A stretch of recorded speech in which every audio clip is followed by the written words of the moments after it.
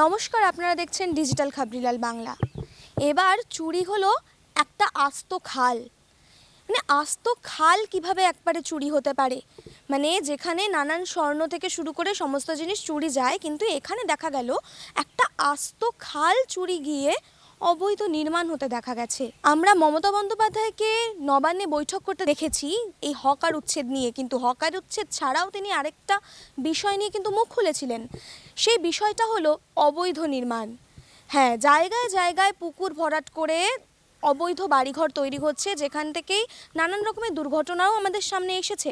ঠিক তেমনই উত্তর চব্বিশ পরগনার বসিরহাট মহকুমার স্বরূপনগরে একটা খালকে বুজে দিয়ে, একটা খাল পুরোটাকে ভরে দিয়ে সেখানে অবৈধ নির্মাণ হয়েছে একটি বাড়ির, এবং সেই বাড়িটির এই সমস্ত অভিযোগ গিয়ে পড়ছে দেবু গোলদারের ওপরে। সেই সমস্ত এলাকাবাসী দেবু গোলদারকেই অভিযুক্ত করছে, বারংবার তার নামেই অভিযোগ জানাচ্ছে, এবং তারাই জানিয়েছে যে এই এলাকাতে, এই স্বরূপনগরে একটা গোটা খালকে চুরি করা হয়েছে। মানে চুরি করে সেখানে অবৈধ নির্মাণ তৈরি করা হয়েছে। কি বলছে সেই এলাকাবাসী, শুনে নেব। দেখুন, আজকে আমাদের নির্মাণ মিনাবাজার থেকে বল্লীবিলির যে রাস্তাটা দীর্ঘদিন যাবৎ স্বাধীনতার পর থেকে হয়নি, আমাদের মাননীয় জেলা সভাপতি নারায়ণ গোস্বামী মহাশয় রাস্তাটা স্যাংশন করেছেন। উনি আমাদের অনুরোধ পরে উনি স্যাংশন করেছেন, এবং রাস্তাটা আজকে আমাদের ইনকোয়ারি ছিল জেলা থেকে। আমরা ইনকোয়ারি করতে, জেলা আসে, জেলা থেকে ইঞ্জিনিয়ার আসে, আমরা ইনকোয়ারি করতে যাই। গিয়ে ওখানে দেখি হঠাৎ খালের উপরে একটা অবৈধ নির্মাণ। তো আমি তখন সেই বাড়িওয়ালাকে জিজ্ঞাসা করি, বাড়িওয়ালার নাম হচ্ছে দেবু গোলদার। তার বাড়িতে জিজ্ঞাসা করি যে এইখানে অবৈধ নির্মাণ হলো কার অর্ডারে? তো বললো আমরা বিজেপির মেম্বার কাছে জিজ্ঞেস করেছি, বিজেপির মেম্বার করতে বলেছে। জয়প্রিয় রায় বিজেপির মেম্বারের নাম, জয়প্রিয় রায়। জয়প্রিয় রায় বিজেপির মেম্বারশিপ খালের মাঝখানে অবৈধ নির্মাণ করতে দিল কিভাবে?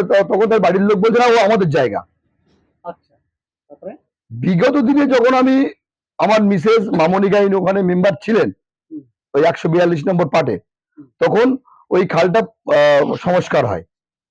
তারপরে ওরা আমাদের কাছে অনুরোধ করে যে, দেবুগোল্ড অনুরোধ করে যে আমাদের একটা যাওয়া আসার রাস্তা বার করে দেওয়ার জন্য, ওখান থেকে ক্যালভোট করার জন্য। আলাদা বাইক করো।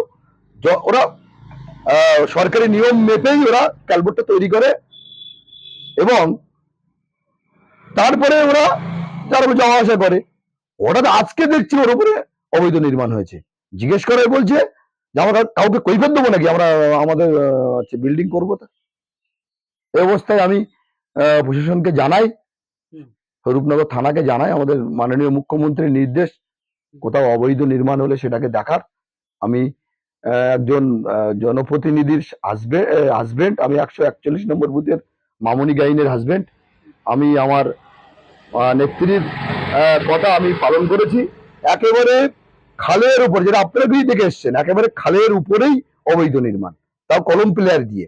এই ঘটনায় মূল অভিযুক্ত দেবু গোলদারের ভাই অরূপ গোলদার কি বলছেন, শুনে নেব। দেখেন, ড্রেনটা যেহেতু করেছি, তো বাথরুমটা করা হয়েছে, এটা রেখেছে আমাদের একটু গাড়ি ফাড়ি আছে একটু রাখার জন্য, যা সাব আছে, আর কোনো কিছু না। এখানে তো করার শুধু একটা ঘর এসে মানে একটু এটা রাখার জন্য, গাড়ি খুলে করে রাখার জন্য। সেই জন্য আমরা তাহলে একটা ওর সঙ্গে দাদা সেই বিষয়ে করছিল যে এরকম তাহলে একটু করে রাখি।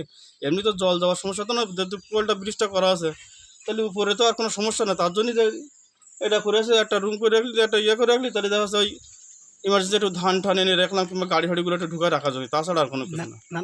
সেটা না, এটা তো বৈধ না, এটা তো বৈধ কিছু পড়ে না। এটা কি ঠিক? না, এটা ঠিক না। আমরা সকলেই জানি যে সম্পদ চুরি যায়, সম্পত্তি চুরি যায়, জায়গা জমিও চুরি যায়, কিন্তু এই ক্ষেত্রে একটা খাল, একেবারে সরকারি সম্পত্তি চুরি গেছে। রাজ্য প্রশাসন কি তাহলে মমতা বন্দ্যোপাধ্যায়ের কথার পরেও সচেতন হয়নি? কেননা তার কথার পরেও, তার নির্দেশের পরেও সেখানে অবৈধ নির্মাণ চলছিল। তাহলে কি আমরা ধরে নেব সরকার, রাজ্য প্রশাসন কোনোভাবেই সচেতন হয়নি? কিন্তু এই যে ঘটনাটা উঠে এলো, যে অভিযোগ তারা জানালো, তারপরেও কি সচেতন হবেন না তারা? রাজ্য প্রশাসন কি পদক্ষেপ নেবে সেটাই এখন দেখার বিষয়। আর সেই সমস্ত তথ্য ডিজিটাল খবরিলাল আপনাদেরকে জানাবে, এই সমস্ত আপডেট ডিজিটাল খবরিলাল আপনাদের সামনে নিয়ে আসবে। আর তার জন্য নজর রাখতে হবে ডিজিটাল খবরিলালের পর্দায়, কারণ ডিজিটাল খবরিলাল মানেই খবর আপনাদের, নজর আমাদের। ডিজিটাল খবরিলাল, খবর আপনাদের, নজর আমাদের।